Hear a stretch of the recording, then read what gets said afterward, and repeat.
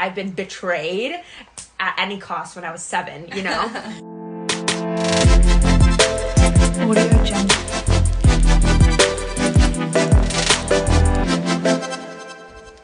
Okay, welcome back, experts. We're here for another special guest episode. We've been exciting. So hype about this episode for so long. We've been meaning to do this for months now, and the day has finally come.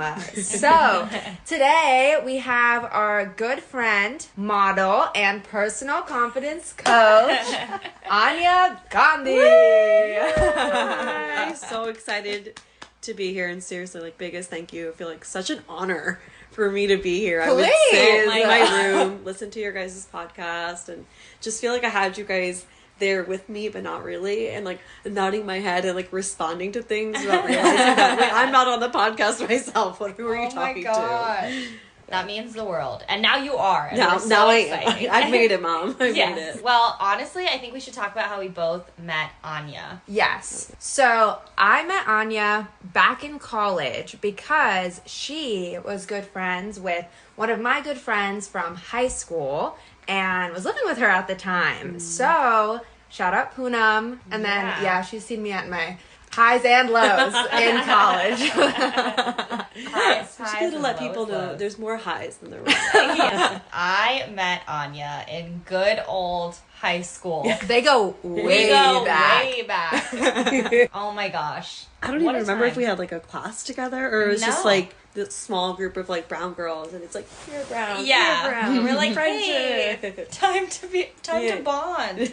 But yeah, we're so excited to have you on the podcast. I'm also just so glad we like reconnected in New York. I think that's been really exciting because we've all three lived here for like a while, and I think this year we've gotten to see so much of each other, which has been awesome.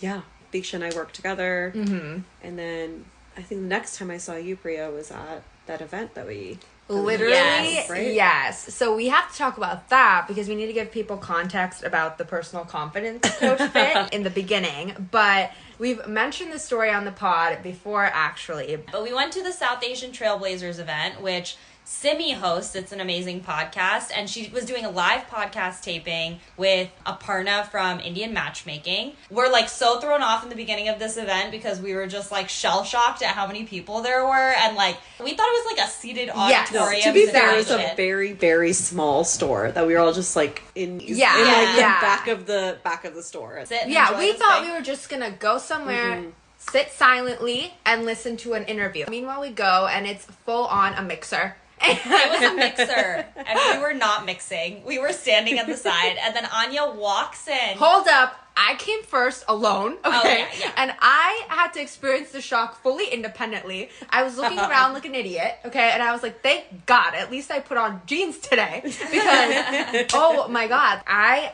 started texting Priya crazily, and I was like, where are you? You need to come here right now. Aanya just shows up. We haven't seen her in a year and a half, maybe, by that point. Oh, yeah. Yeah, and then she was like, okay, you need to split up, you go that way. You need to split up, you go that way.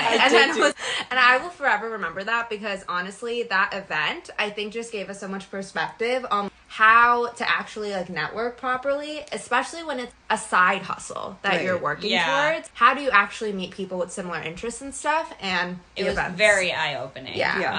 But yeah, I think you were the one who was facilitating so many connections for us. But I remember the one thing I told you guys to do, because when I would introduce you to people, you would say your full-time jobs. You wouldn't be talking about your podcast that you're doing, and I would always follow up. Oh, but they also have a podcast called Experts About Nothing. Like, you need to go check it out. And we're in the beginning stages of the pod at the time. I think we had like how many episodes? Maybe 5 max tops. And then we've never come out to an event and been like, this is our side hustle event. Right. Ugh, what a time. A learning experience.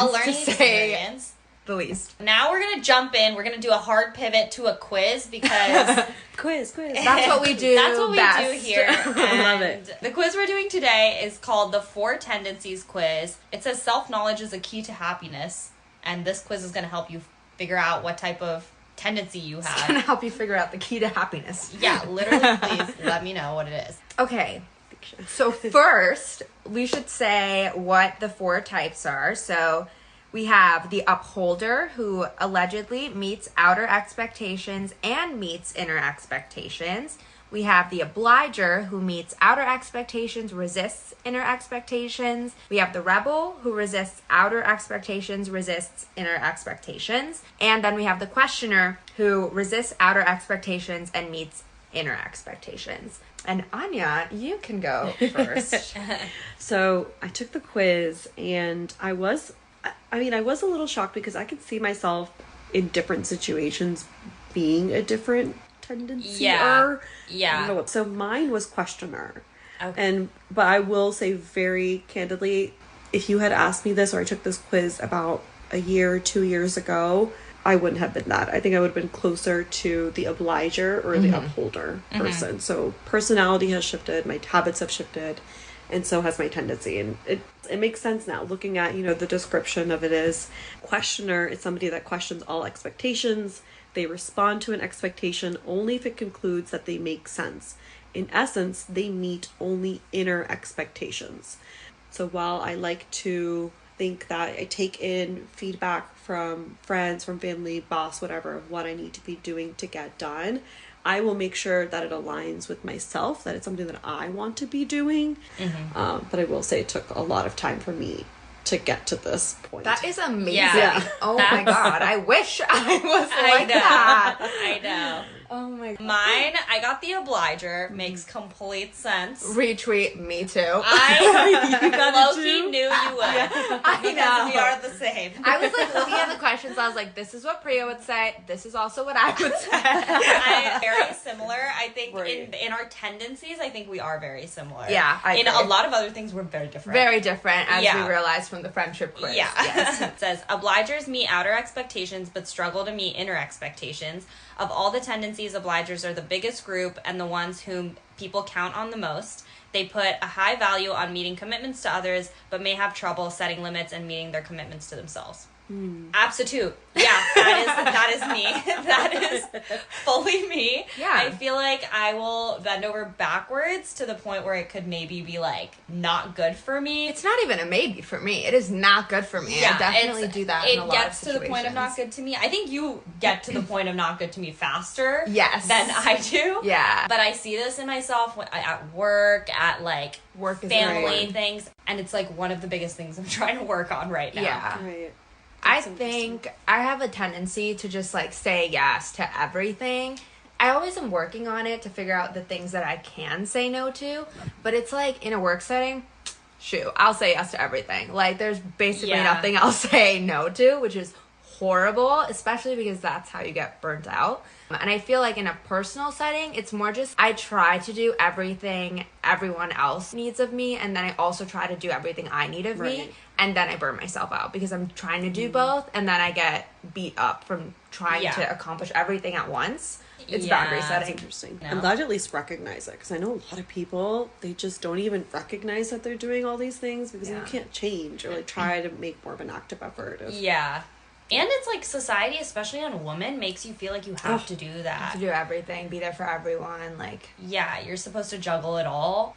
I think I've been an obliger my whole life, but more recently I've just noticed that when I am committing myself to things, I try to think about what parts I want to be involved in a little bit more, Yeah. and like when I can actually commit my time to those things Right. before I actually commit myself to them now. I feel like growing up I'd be resentful. I'd be like, I did all of this, and like I think about like I did this, and like literally Yeah. tallying up things, whether it's like for friends or family. And then when I feel like I've been betrayed at any cost when I was 7, you know, oh my God, like I did Right. all of this, like I can't believe it. But then I think now, because I'm kind of approaching it with the, what do I actually want to be involved in?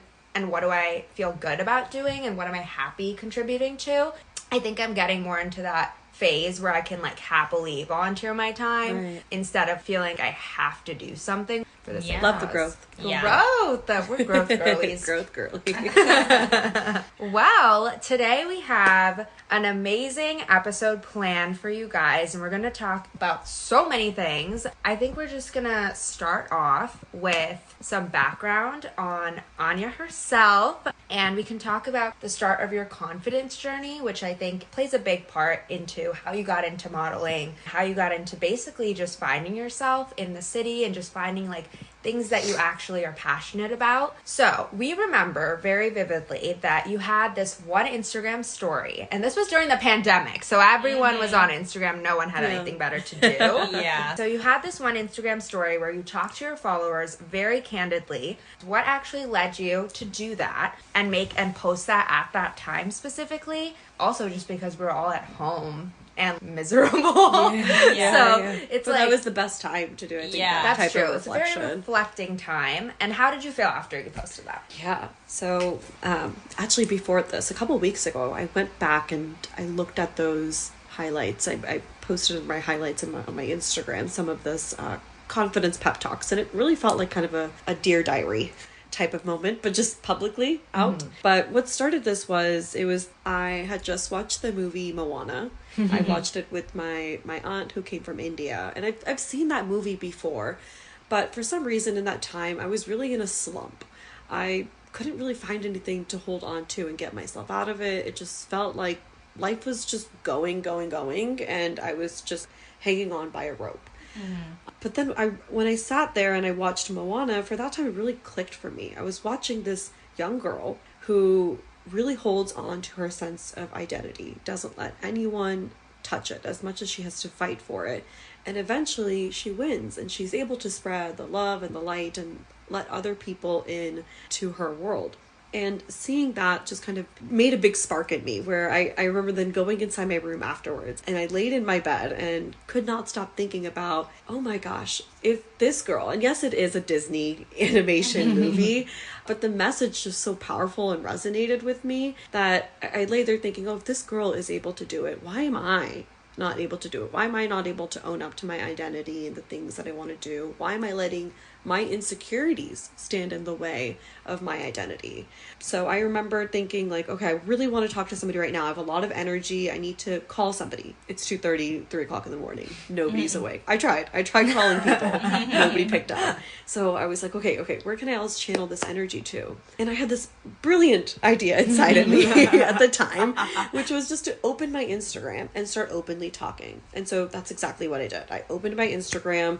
I started recording myself, talked very candidly and openly about my insecurities and how if I can at least let go of my insecurities, make it known to the public, I'm going to feel lighter. I did the whole video, I recorded it, I posted it, and then I went to sleep, or I tried going to sleep. I didn't look at my phone though the rest of the night. But all I could not stop thinking about though was, what have I done? Am I going to wake up to either no DMs or people unfollowing me to be like, this girl is crazy, or maybe I'll get like a 1 or 2 supportive messages from hopefully some close friends, like, let me know if you want to talk. And it was quite the opposite of both of it. I woke up to a flood of DMs. People that are close to me, people that I haven't heard in years. These people that we still follow each other but haven't talked reached out to me saying, oh my God, I feel the same exact way you do. I'm going through a similar situation. I'm also trying to let go of these insecurities I have. I want to achieve X, Y, and Z. And so kind of from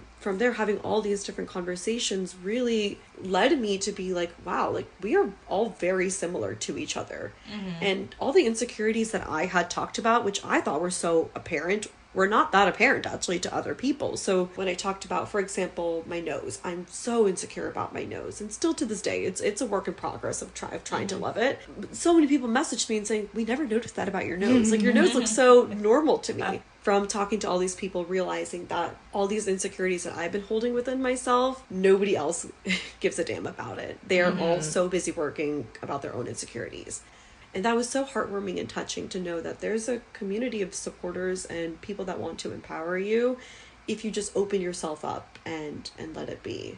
That's amazing. I love that the origin story was Moana. I know. I would have thought, literally. Honestly, I talk about this all the time to like my friends. Movies and TV move me to like a level that's like so different Yes. sometimes. Getting that spark of inspiration. I feel like I get it all the time when I watch things, but I've never acted on it. I feel like you have. Like, I think that's such a courageous move.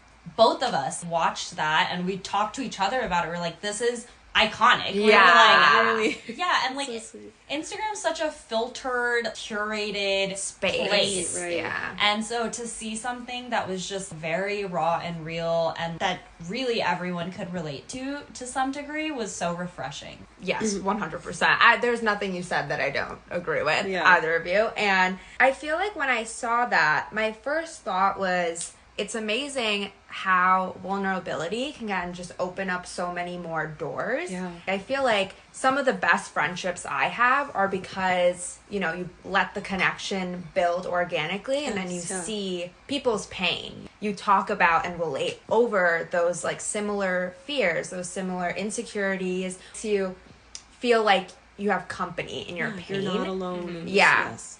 And I think that's also like one of the things. I definitely struggle with anxiety a lot. And when I share my anxiety with other people, I always feel 10x better. Like that is why therapy and things like that work so well, because 100%. when you can share with people, it just makes you feel so good. So it totally makes sense how you felt like such a weight was lifted off your shoulders. The fact that you were able to do it on such a scale, crazy. It's still crazy for me to even think about that I just one night decided to talk very openly. And I remember even getting closer to the camera and like showing I am insecure about my nose, points to the nose, and like very proudly looking at it from all angles. This is what I'm insecure about.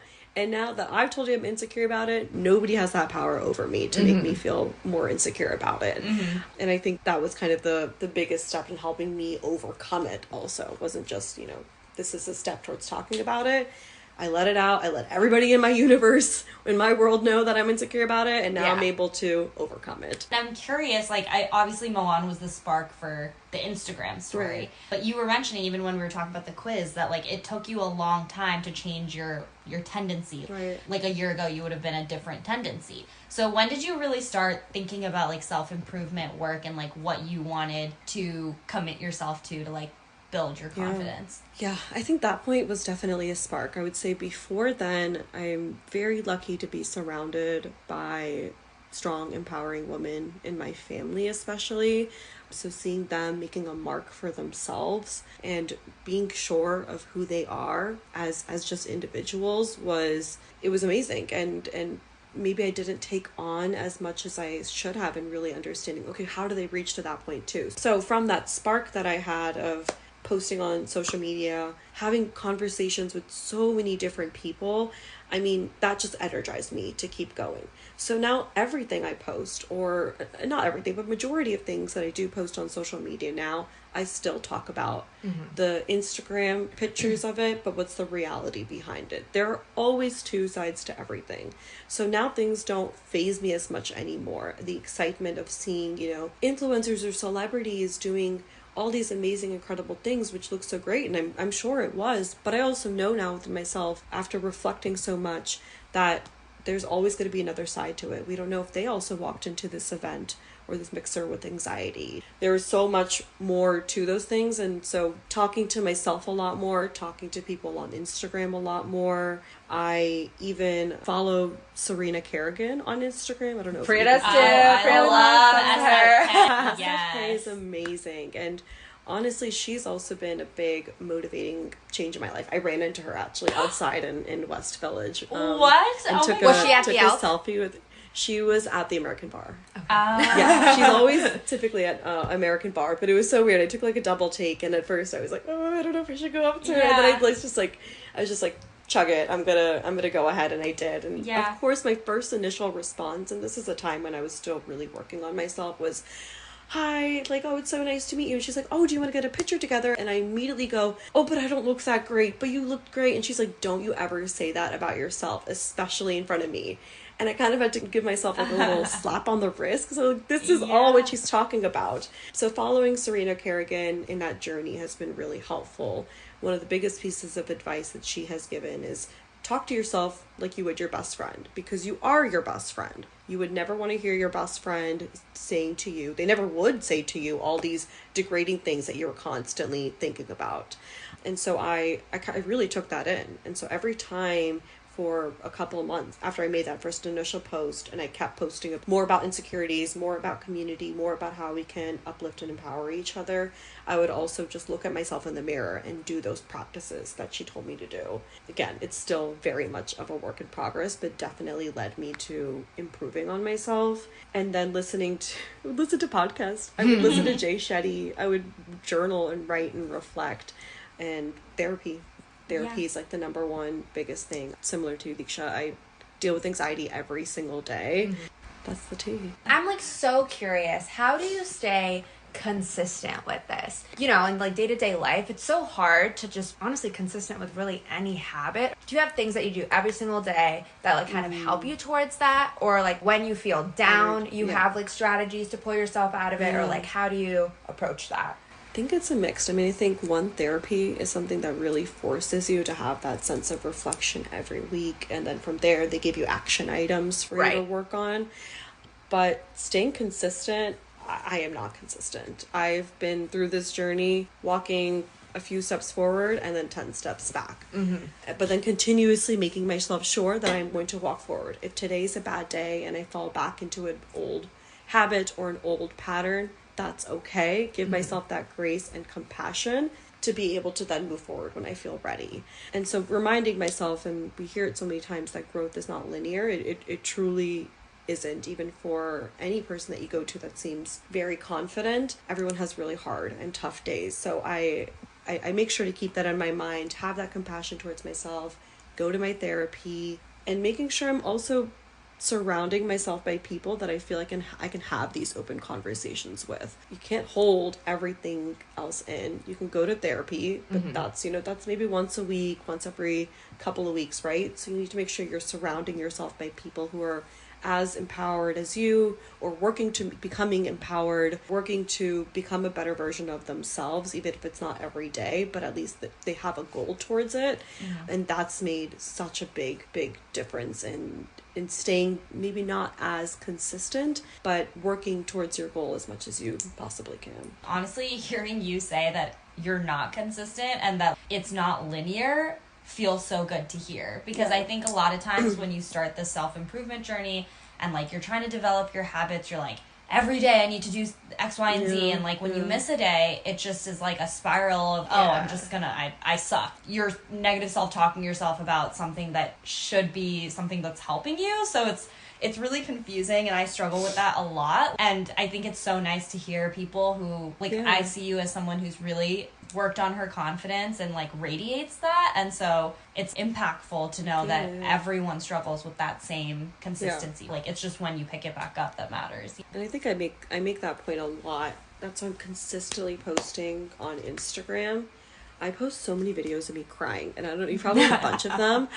If I'm having a breakdown, I record myself having a breakdown, and I'm not saying you should do this and just go ahead and post it on Instagram, but for me, I've kind of let go of that expectation and I just do it. I post it on Instagram to show that this is also the reality of what I'm dealing with. I am not here to just post the highlights of my life. I will always come back to you with what I actually felt like, and hopefully, maybe it was a great event, but there's always something that happens that can trigger your anxiety or trigger some stress from you. So mental breakdowns on Instagram is like my MO. Well, love that. I love the raw and real footage. Yes. Not there with the crying yet. It's kind of hard for me to pull out a camera. Mainly because I'm like, I am not cute crier. So you record happy moments, right? And then you compare them to your sad moments. You're always able to go back and see. I pulled myself out of, I just randomly just thought of this, was when I first moved to New York. And I truly believe this could be a whole podcast in itself of the journey of moving into a new city. I recorded myself crying every single day when I was having breakdowns about moving. And I love New York City, but I couldn't get over this like overwhelming feeling. And I think I saved it. Maybe I even deleted it, and I wish I actually had saved it, because I could see how much progress I've made now from somebody who's so uncomfortable living in the city to somebody who loves She's the a city. New Yorker. Cries if I even have to go to New Jersey or Brooklyn. God forbid. I think it's really helpful to look back on and see how much you've progressed. That's true. I feel like that's like a common thing. Like sometimes you just look in your camera roll when you're depressed and then you're like, wow, I was so happy back then, but you don't see videos of yourself like down. Now we can get into something a little happier, which is New York, networking. We kind of wanted to start with what your relationship with social media is, just because that's obviously was a big part of your confidence journey and how you improved there. But also it's a big part of networking and like how you can meet people, especially because during the pandemic, like social media was kind of the only way we could really connect with people apart from like your immediate circle, right? So what is your current relationship with social media, and do you have boundaries with social media that help you enjoy your time on there that doesn't make it painful, agitate your insecurities, you know? Yeah. Definitely. I think relationship with social media definitely ebbs and flows. There are days that I feel creative. I am grateful to have a platform, to have social media, to be able to connect with people that don't live with me or in the same city as me, that I can keep up with, so I can see consistently what are they doing in their lives. And it's just a great place to also showcase so many different talents, right? We would never be able to see so much of the world than we would without social media. And then there are days where I go on social media and it's a natural human instinct I get where I feel so insecure. I play the comparison game, especially somebody who has started modeling. I see other people working with different brands and they're putting themselves out there and they look stunning, and she has a great nose. Why can't I have a great nose like that? When I'm going through social media and I find myself starting to play those games, starting to feel insecure, that's when I have it in my brain, okay, it's time to pump the brakes and it's time to set those boundaries. And even though you feel like, no, it's okay, I don't really want to, just do it and see how you feel afterwards. So I have started doing this thing where I mute certain accounts, I unfollow accounts, I just remove them from my life. It's kind of a whole Marie Kondo situation. If this is not sparking great energy to me, if this is not making me feel good about myself, then I just don't want to see it anymore. And this is not the right time for me. So right now, those are the boundaries that I've placed for myself. But also a boundary that I'm actually right now working on, because I've been on social media for so long, especially posting so much about my modeling journey, my Instagrams versus realities, is just putting my phone away.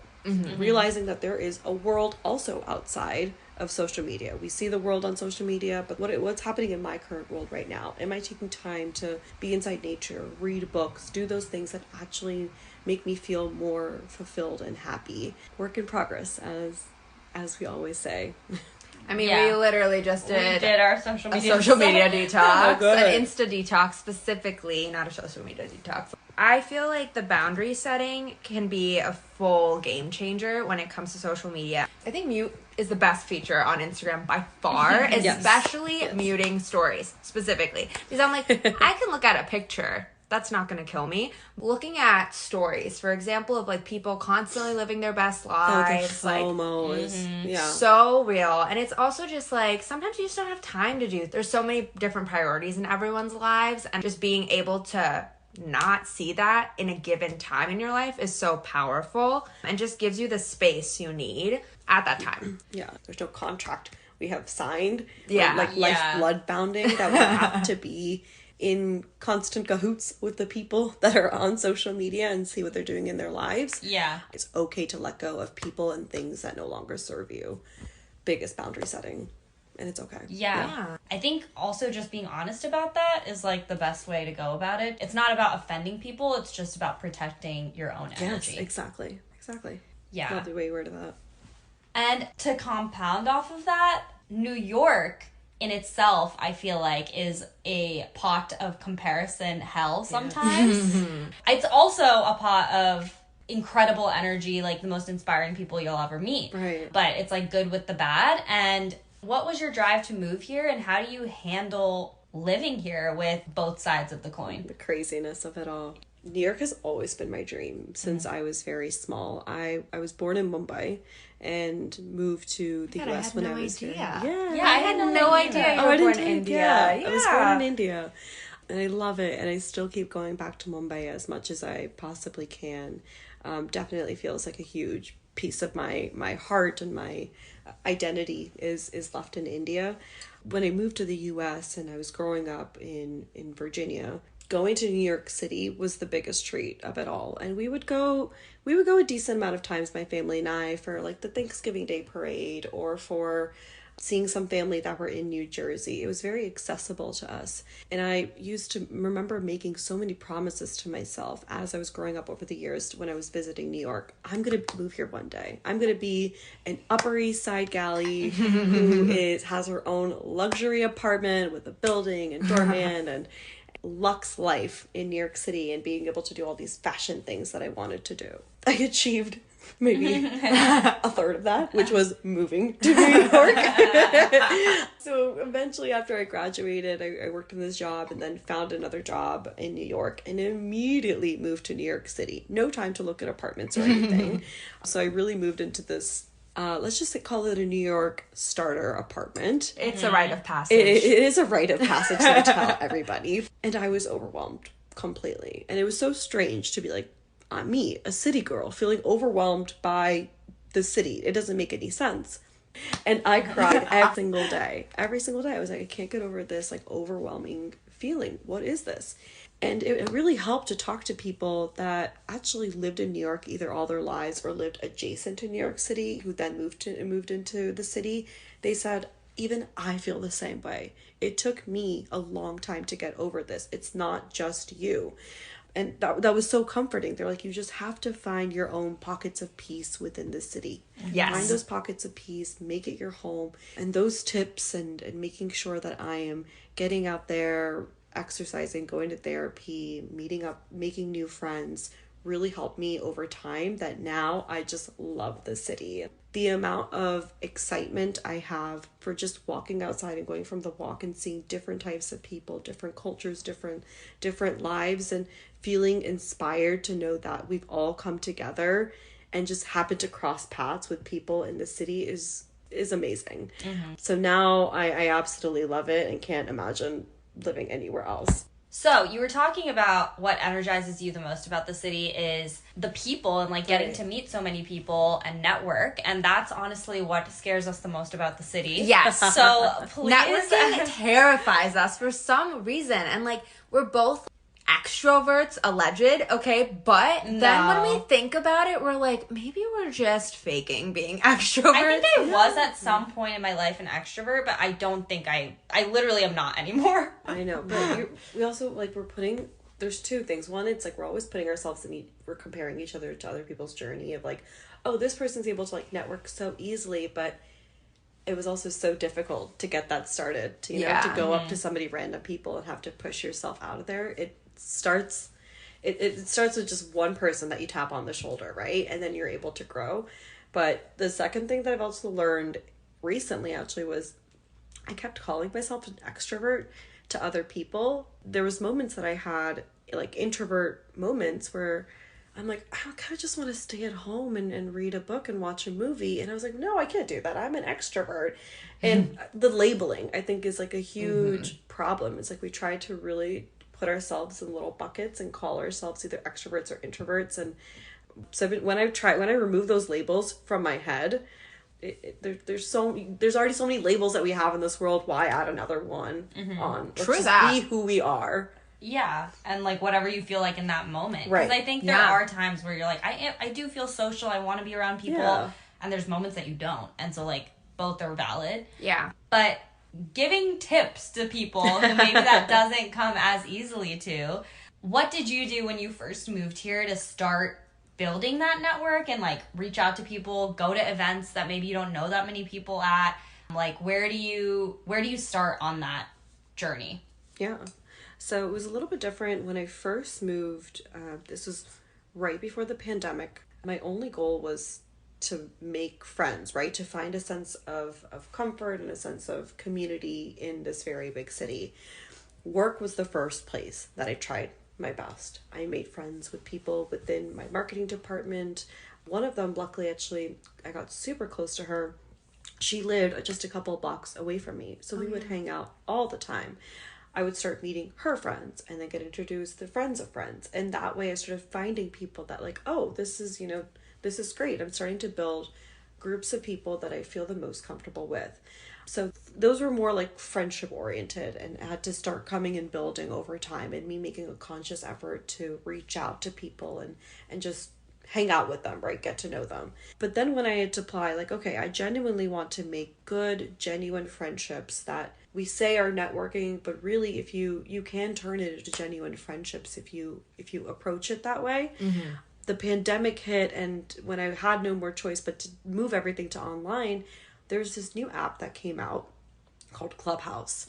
And never heard of it before, but I had gotten an invite for it. And this was before it like became crazy and everyone joined on it and it was super global. This was a very, very small limited group. You had to be invited on to the platform by somebody who's already on there. So that means they're endorsing you. Mm-hmm. So I joined and not really knowing what it was. For those that don't know, Clubhouse is like an audio only app. So you can join different rooms within Clubhouse and different topics depending on what you want to talk about. So there's all these people from all over the world that are speaking upon like a certain topic. So for example, you could walk into a room that's talking about Italian food, and so everybody there is talking about Italian food like just by voice. They're muting and unmuting their mics and they're just having these open conversations, and it was really cool to see that. So when I joined the app, I really focused on joining rooms that were interesting to me. So at first it was like marketing rooms and it was fashion rooms. Oh, what can I see? Oh, I started finding these people that I really connected with. Their Instagrams were linked to their Clubhouse profile. So I would go to their Instagram and connect with them offline, quote unquote, on Instagram, and started talking on there. From the people that I connected and some of my other close friends that I got onto the app, we decided, why don't we start hosting our own rooms? There's still lack of conversations that we don't see people having around being a child of an immigrant. That was such a big topic for me that I felt like I never got to talk to many people growing up, just very few handful of people. And so that actually became a series. So weekly, I started hosting this Children of Immigrant Rooms. And from there, it just blew up. It was such a hit at that time. We had hundreds of people come into our rooms at times, and it would go on for hours. I remember working a full-time job, and then after my job ended, and sometimes in the middle of the day, I would get on Clubhouse, and I was on there till 3 a.m. every single day, talking and talking and talking, and genuinely getting to know people and their stories, their backgrounds. So when I got to know from their Clubhouse, I would move over to the Instagram app, and from the app, we started connecting online. And that's where I started making a lot of friends who I'm actually just now meeting some of friends that I've made on social media in real life. And it's incredible to see that we still have that same sense of camaraderie and likeness to each other, even though we've been like Instagram or Clubhouse friends for the past 2-3 years. Not being afraid to send them DMs on Instagram and have open conversations with them. But now I recommend to people, if they're looking, Clubhouse is not as big and active anymore. What else can you be doing? Well, start making groups of people that you really genuinely enjoy having great conversations with. It could be people within your industry. It could be people that you just like and have a great time with, and being like, you know what, why don't we come together? You invite a couple of your friends that you know that you think are great and genuine and really would fit the vibes of this group. And let's start, just having dinner parties. Let's do dinner parties. Let's go out somewhere. Let's get to know each other and start building a very empowering community within the hustle and bustle of New York City, right? Joining organizations as well. So volunteer work has been really helpful for some of my friends. Pushing yourself out there, I think, is like one of the biggest things, and maybe have a buddy or somebody to go along to do it with you. But really, it's the more you do it, the more comfortable you get. It takes one tap on the shoulder to kind of start that process of being like, okay, this isn't as bad as I thought it was going to be, and who knows what's going to come out of it. The next shoulder you tap could be one of your closest friends 5 years down the line. Yeah. So one question that I have is, since, Clubhouse kind of led you to find so many people with similar interests as you, how do you go about finding people in the social media setting that you might not have ever met before that you really connect with? Like, do you just send them a raw DM and then like... Oh, I'm 100% about that. I think I've worked myself up to just not be afraid of being able to send, like you said, a very raw DM. I am a huge fangirl. If I'm DMing you, I'm a huge fangirling and being like, I love your work. I think you have the coolest vibe ever, and what inspires you, and how we can work together, hopefully collaborate one day, or just, make a really good friend out of it. So raw DMs have just been I get a lot of rejections. I get a lot of no's too, and it's totally okay. Some people don't see it, and that's okay. Maybe it's not the right time and place for me to be connecting with those people, but it's kind of like a shoot your shot moment. The worst thing that they're going to do is say no, but at least I tried and put the effort out there to keep building on my list of genuine friendships that I have in my life. I love that. And I feel like that's something, honestly, we really have to start doing, because it's so easy to just like be within your network and that's what's most comfortable. But I feel like you will never know what you're missing out on unless you like take those leaps of faith sometimes. And honestly, like, girls are nice. Girls are really nice in the DMs. And I really do think that like it's possible to make friends in like most unexpected places. So that's a really great tip. And I like how you also just find the similarity like outwardly and then use that as a talking point to start the conversation, because it's like a great energy when like you connect over something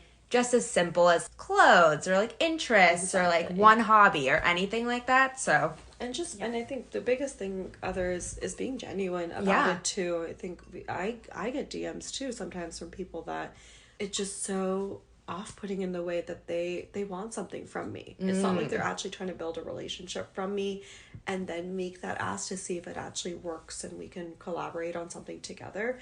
All right, so now like you're at the stage where you're able to like facilitate these groups of people yourself, and like you've told us a million times, you're like, oh, I have this person that would be great for you guys to talk to.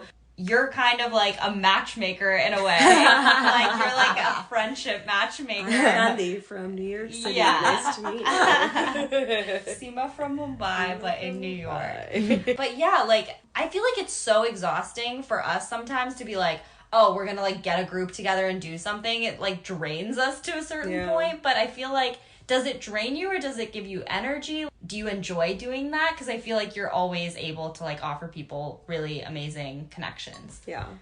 Thank you for saying that, because it comes from a place of, I've been feeling this for many, many years, of reflecting on what type of impact I want to leave on this world.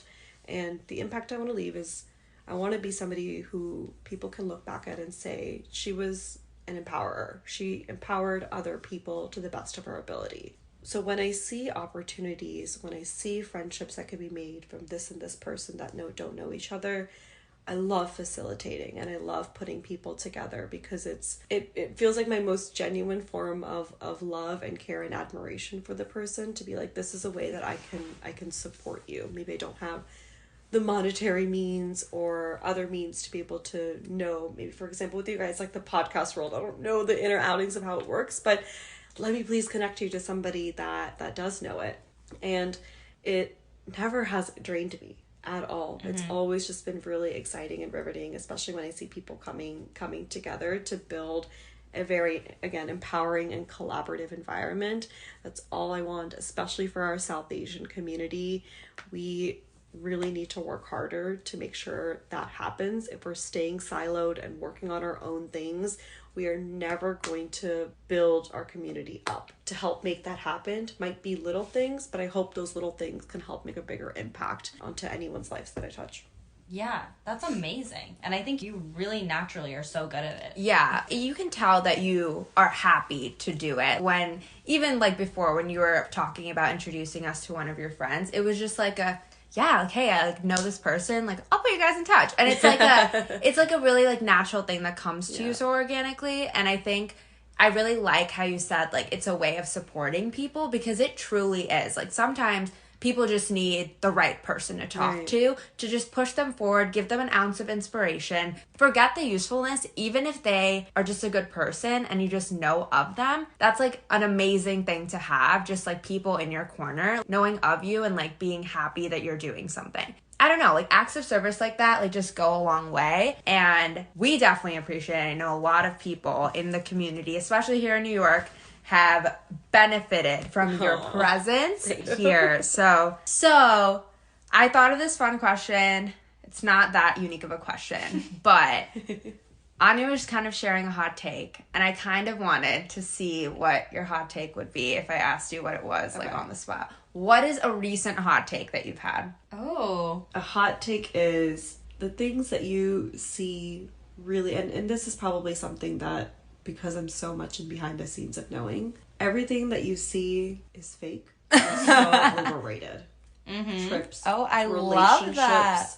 Nothing phases me anymore of like, especially seeing influencers and celebrities. I mean, yes, I will still die if Siddharth Malhotra ever came up to me and says hi, or Beyonce or whatever, and think that they're like, you know, the king and queen of the universe. But everything else, I don't believe for a single second the life that they've put out there. It is a hot take, because people will really get attached to certain characters or influencers and say that, no, like, I know them, I believe them, and X, Y, and Z, and just hearing personal stories of how they actually might be in real life. Yeah. That is a fire hot take. Honestly, That's a hot didn't see take. that one coming, and that was a good one, because I feel like that's so true. And I think you hear it all the time, like, social media is just 1% of everyone's life, or like whatever, like maybe even less for people that don't even post much at all. But yeah, like it's actually true. Like people have so much going on behind the scenes that you will never hear about, and everyone's day-to-day life is just not that lit. But and even the stuff that they do post Yeah. is fake. It's fake. It's all curated. It's all curated to make it seem a certain way. True that. Oh, Priya, what's your hot take? Okay, my hot take is not as hot. My hot take is that spice is overrated. What? Okay, I actually believe that.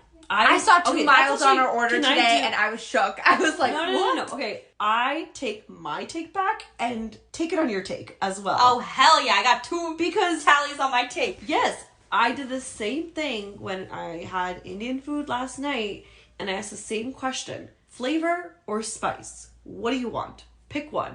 And every single time I hear somebody talking about that, they're like, I want both. I was like, you can't have both. Pick one. And they always have to say it's flavor. And I'm like, that's right. Yeah, because it is flavor. better than spice. You don't need spice to make it tasty. Yeah. Why would you want to burn your mouth and not be able to taste what is actually the food? I You know completely agree. Okay, listen. Because my entire life, I have been eating the spiciest food. Like, I'm always just, like, jacking up the spice on everything I eat. And it's great. It's satisfying, whatever.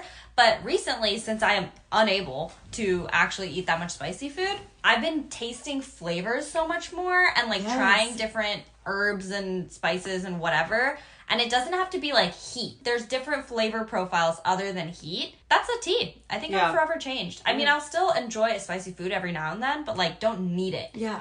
In every one of my meals. Are we bad Indians? I don't think so. Okay? We're Indians fighting chronic stomach problems that come from eating too much We freaking have spice. the thumbs with us. Oh, girl. She does.